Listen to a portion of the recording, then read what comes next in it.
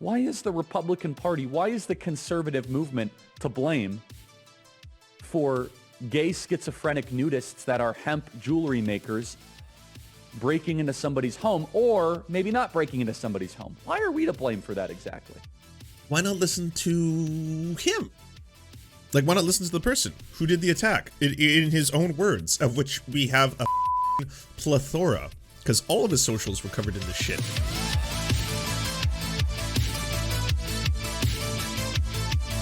Nancy Pelosi, massive piece of shit, terrible human being. I'm not a fan. I do not like Nancy Pelosi. I wish she was not the Speaker of the House, third in line for the presidency, and I'm not a forced to vote guy, but it would be nice if there was someone else who was in that position. She is a corporate Democrat. She is heavily bought out. She is one of the people who's completely fine holding on to stocks and at the same time passing legislation that directly influences the stock value that she owns, which is incredibly corrupt. She is a massive piece of shit. Do not like her.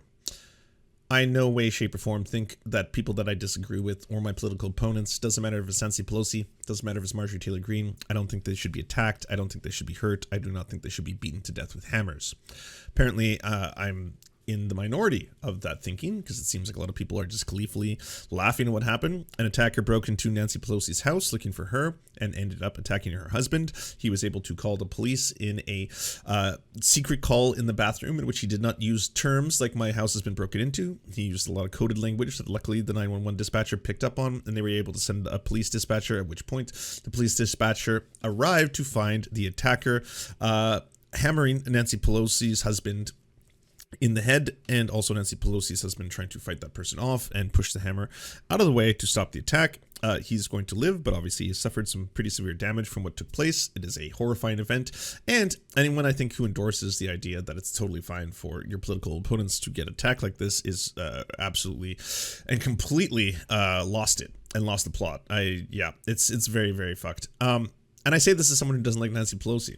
That being said, this person, who is a Canadian from British Columbia, who went to school in British Columbia, is a complicated fellow. This individual is an avowed nudist, enjoys advocating for nude rights, has lived in a house which was known as the Hippy house by the people who live there, and is also a far-right, anti-Semitic, misogynistic MAGA chud. There's no question about that. How do I know? What magic powers have I used to deduce that? How about his own writing, of which there was a fuck ton on the internet, a lot of it very recent, and a lot of it which was along the lines of, women are bad, wokeism is bad, I hate woke ideology, I hate the wokeification of Hollywood, I hate liberalism, and I especially hate women. And the Jews. Can't forget the Jews. Really hated the Jews. And also this person was posting recent videos of Jimmy Dore doing his kind of pro-Putin apologia.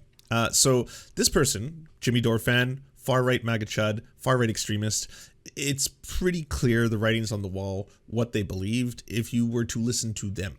So it's kind of like if someone's sitting there and being like, hi, I hate the Jews, I'm a massive misogynist, women are the enemy, and also Jimmy Dore is pretty cool because he's on Putin's side, and Putin hates LGBTQ, which I also hate, so this is great, this is what I'm about. And then all the people around you are like, he's kind of tough to figure out this one. Now we're going to find out what are they about, you know? I mean, they're into nudism. So that, that just screams left. They lived in what was called the Hippy house. So that again, super lefty, you know, there's no other way to read this. I mean, there's just really no way of knowing. There are right-wing hippies. Like, goddamn, what is wrong with all of you? Matt Walsh tweeted out today where he was just like, yeah, it certainly sounds like a leftist. And Tim Pool too, like, oh yeah, classic lefty, classic righty, blah, blah, blah, all this kind of shit. Like, has this broken your brains? The QAnon shaman on January 6th, huge MAGA chud, was into all kinds of fucking hippie shit. Auras, crystals, specters, Zeo, you name it. When they were arrested and put in jail, it was reported that they were demanding to have all organic food, and obviously that's not provided for in prison. And then everyone was like, well, this is egregious. This is torture. How can you not provide them with the food that they need to eat? There is such a thing as right-wing hippies. Look at cryptocurrency fucking ANCAP getaways, where they're on islands and it's just a whole bunch of them. They say 50% shit that you're like, well, that's very hippie. And then the other 50% is just basically like, and that's why everyone should fend for themselves, and we should all just build our own roads. And I'm super ANCAP. And I'm also into veganism. I'm also into, I really like oxidized water. It's got to have a right level of oxidization before I'm ready to drink it. And also I believe that magnets can cure diseases. Yeah, see, I believe all these things that are very hippie, but I'm also super, super socially conservative. The two can be the same. We associate right now the anti-vax movement with the right, because there's a lot of right-wingers who are anti-vax, but a lot of the measles outbreaks that were happening, in the early aughts, all that kind of stuff, that was fucking progressive liberal wine mums of San Francisco being like, oh, they're putting poison in our children. Yes, I was fooled by an online video that I watched, and I'm sending it to all my friends who are also going to watch this online video, and they're all going to come out and say, oh, yes, no, vaccines can cause autism and all these other things that aren't true, and then this is what I believe. That doesn't mean that being anti-vax is distinctly a progressive liberal ideology. It doesn't mean that being a hippie is distinctly a leftist ideology. They can overlap. They can cross, Yes, we're talking about fentanyl Skittles. That's what this whole segment's about. Elon Musk is clearly working hard to earn himself the self-anointed title of Chief Twit. The world's richest man and newly crowned Twitter owner proved now anything goes on the social media app after he shared a baseless conspiracy theory about Friday's horrific attack on Nancy Pelosi's husband. Musk retweeted an article suggesting that Paul Pelosi, 82, met a 42-year-old David DePape, the man who would go on to violently beat him with a hammer at a gay bar. Alongside a link to the Santa Monica Observer piece, which is a conspiratorial right-wing rag, by the way, there's a tiny possibility that it might be more to this story than meets the eye. Musk was responding to the former First Lady and Democratic presidential candidate Hillary Clinton, who shared an LA Times story about the assailant, which claimed that he spread QAnon and other far-right conspiracy theories on social media.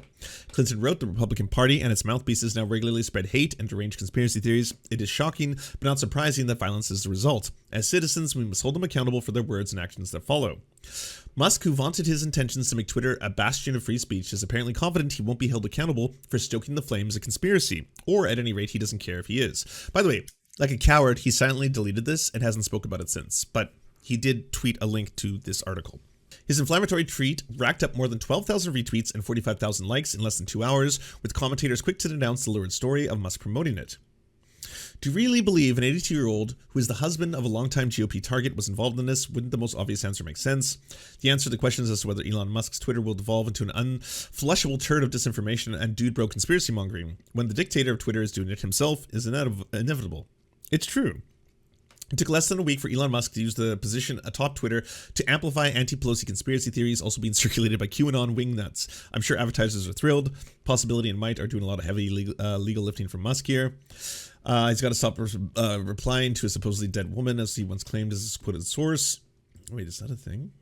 Weird that you're using the Santa Monica Observer article to respond to Hillary Clinton, who the Santa Monica Observer told us died 6 years ago.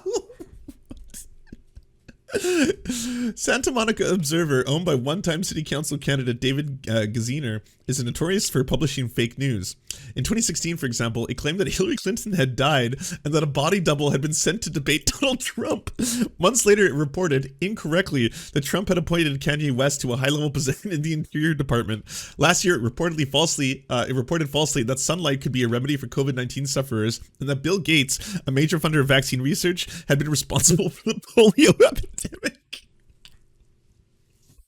Oh, that's really bad. Oh, that's really bad. Wow. Good job, Musk. World's smartest human. The shocking attack on Pelosi occurred on Friday, just 2 weeks before the midterm elections in the US. The intruder, who police later identified, broke into the couple's San Francisco home, seizing a hammer and leaving a trail of broken glass before confronting the 82-year-old. Witnesses said he shouted, "Where's Nancy?" before launching into his terrible assault. The ambush was a particularly savage reminder of the extremism that has, of course, coursed through American politics in recent years, adding to a sense of foreboding as the November 8 election approaches. Conspiracy theories are now the mainstream of the right. I mean, I'm looking at Politico.com. I'm looking at the New York Times. I'm looking at all these places, and there's a little bit of mention here.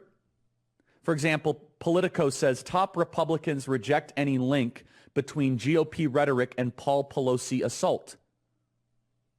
Of course you should reject any link. Why is the Republican Party, why is the conservative movement to blame for gay schizophrenic nudists that are hemp jewelry makers breaking into somebody's home, or maybe not breaking into somebody's home. Why are we to blame for that exactly? And why is he still in jail? Why has he not been bailed out? By the way, if some amazing patriot out there, why not listen to him? Like, why not listen to the person who did the attack in his own words, of which we have a fucking plethora, because all of his socials were covered in this shit. So here's what we have to do to try and make this whole thing make sense. Let's do a little Occam's razor here. An individual who was planning on attacking Nancy Pelosi and Nancy Pelosi's husband was a far leftist hippie, pro-LGBTQ individual who spent years and years and years flooding all of his social media with anti-Semitic, women-hating right-wing conspiracies, intentionally, because he was playing the long game, preparing for the event, at which point he would then pose as a gay sex worker. And Nancy Pelosi's husband, who happens to now be gay for the first time ever, decided that he would call this person to hire him as a sex worker. Very fortuitous that he picked him, of all people. That's good. It works. It's all part of the plan of all the potential sex workers that exist in that area, of which there are most likely many male sex workers to choose from, some younger, some perhaps in more of a, let's just say, performance-like state, and then invite that individual to his house, at which point he would be capable of attacking him and finishing the plan, thereby enacting the entire plot and having it all make sense. It's all part of the plan, people. San Francisco or the Bay Area wants to really be a midterm hero, someone should go and bail this guy out. I bet his bail's like 30 or 40,000 bucks. Bail him out and then go ask him some questions. I wonder what his bail is. They're going after him with attempted murder, political assassination, all this sort of stuff. I'm not qualifying it. I think it's awful. Do you? Because you're kind of making a lot of jokes about it, kind of making light. You were just smiling mid-sentence. You're like, I think your cranium's increased by 12 sizes, because that's what happens when you're happy. So I assume you think this whole thing's hilarious. It's not right. But why is it that in Chicago, you're able to commit murder and be out the next day? Why is it that you're able to trespass, second-degree murder, arson, threat of public official, cashless bail? This happens all over. Cashless bail? What? Also, what? And what? Like, you just get released if you've done murder in Chicago? I didn't know that. I'm learning things about America. Thanks, Charlie. San Francisco, but if you go after By the way, if you're asking how exactly could this have happened, how would an individual have done this terrifying and horrifying act? Well, what do you think is the end result of you consistently fear-mongering about this kind of shit? What do you think is going to happen if you just spend all day telling people, hey, did you know this? The election was stolen. Not only was the election stolen, everybody, your democracy is gone from you, and they've implanted this Marxist, this socialist communist. Joe Biden is now at the helm, and guess what he's doing with his power? He wants to mutilate your children's genitals. That's what we're dealing with here, people, okay? The other side has lost their minds. Joe Biden is a communist. He wants to mutilate kids' genitals. He wants to cut young boys' penises off, and that's what they're about. And they stole the election. You have to take your country back by any means necessary. If you are at home, grab whatever you have, hammers if they're in the closet, get onto the streets, go out there, take your country back, protect the fucking kids. They're coming after you.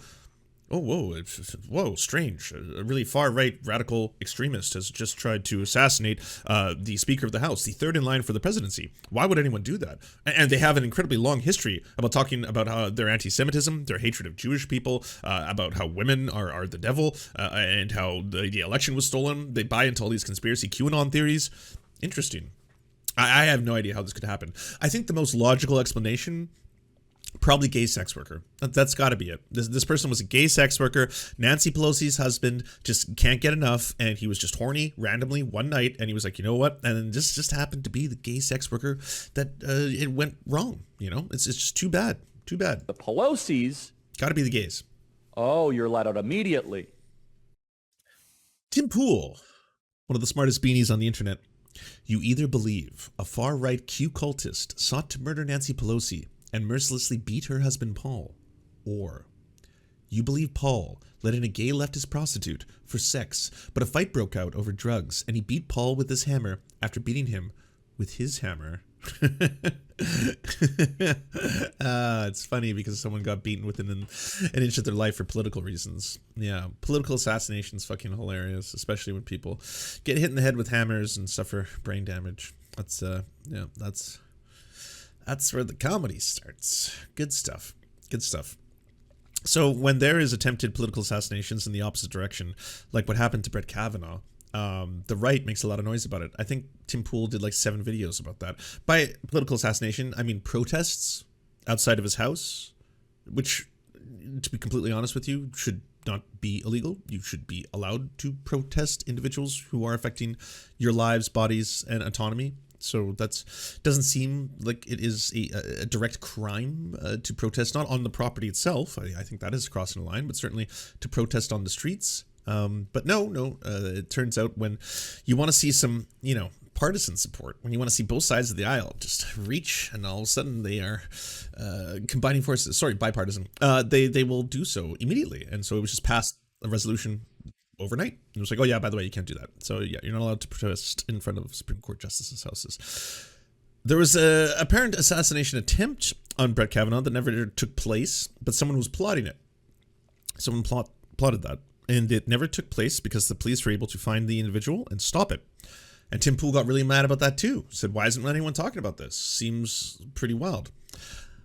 I didn't see anyone on the left making jokes about that. In fact, there has been multiple attacks and or assassination attempts on Republicans. I've never seen leftists come out and all of a sudden being like, pretty funny because the guy was gay and he tried to have gay sex with him. That's why that's funny to me. This wasn't an attempt. The individual got into the house and managed to severely hurt Nancy Pelosi's husband. And again, this is coming from a lefty who hates Nancy Pelosi. I think this is a fucking horrifying thing that took place. This is not how politics should operate. I'm not for capital punishment. I don't think my political opponents, whether it be Marjorie Taylor Greene, Pierre Poilievre, Donald Trump, Ron DeSantis, Jair Bolsonaro, you name it, fucking, anyone globally. I do not feel the solution is to have them murdered in their homes by angry assailants. That's just not the way. Spicy takes, I know, coming all out here. But fucking hell. Just publish the surveillance footage. Debunk this nonsense already. It's been almost 5 days. We demand answers. And again, just like there's so much information out about this individual. If someone is spending all day buying into all of this right-wing rhetoric, if they're watching these people, they're watching Tim Pool, watching Steven Crowder, watching Jimmy Dore, whatever, watching Benny Johnson, and being like, oh yeah, fuck, it's the Jews and it's women who are trying to destroy our way of life, and tweeting about it constantly, posting about it constantly, like, listen to them. They can probably explain a little bit about what their motivation was. The American flag with rainbow colors also included marijuana leaves on them. What? So what did his neighbors have to say about him? Let's get into, like, who is this guy, this David DePape? Because the left is trying to tell us that he's some big, ultra MAGA. Well, he's trying to tell you that. Like, in his the way he speaks, in his writing, in his posts, in his views, in his retweets, in the videos that he would post on his blog and his Substack, that shit was very, very open about this. Super Donald Trump supporter. This is the narrative. This is why we do not repeat. It's so mad. We got to use this as like the DJ horn. The narrative. This is why.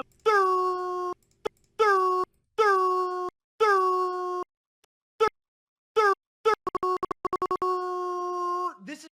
Damn, son, where'd you find this? Narrative. This is why we do not repeat narratives on this show. The narrative has lied to you.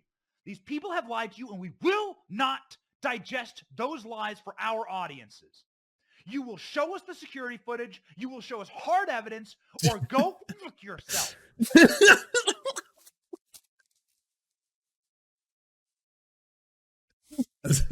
I'm sorry. There's nothing funnier lately than the right suddenly acting like cowboys. Steven Crowder's had this one down for a long time, but like right now, Dave Rubin's like amping it up. Every now and then he's like, if you want to take my kids away, you can go fuck yourself. If you want to try and turn my kids trans, I'll fucking kill you. You know, things like that. You're like, buddy, come on. We know that you're not, you know, you're not that guy. I say that as someone who's not that guy, you know. I'm not the one who goes on this stream and I'm just like, I'm a fucking tough ass man. If you fuck with me, I'll fucking murder you and your family. Cause I'm so fucking hard. And that's what I'm about, you know? That's what everyone knows. When they turn into Lance, they're gonna see him go off and talk about what a fucking huge ass macho man he is. Giant muscles, and he'll fuck you up if you fuck with him. Yeah, it's fucking, I'm Joe Rogan, buddy. And this is even better. Like, fuck yourself. You will show us hard evidence or go fuck yourself. I'm so hard I can't even swear, but that is the policy of this show. Release the footage, release the body cam so that we can make our own assessments based on data. Here's the data from his neighbor. Here's literally his neighbor talking about who David DePape was. Go. The American. Go. So people who live in, quote, hippie collectives, they can be right wingers. And by the way, this hippie collective location, it wasn't the current place that he was living. This is a place he used to live in the past. So it's one of the places he has lived. He's also again, avowed nudist advocate. No one's denying that. That doesn't take away the fact that he was a far right extremist. We know that because he said he was a far right extremist. I mean, when people talk, listen to them. That's all I can say. Instead of like raging out.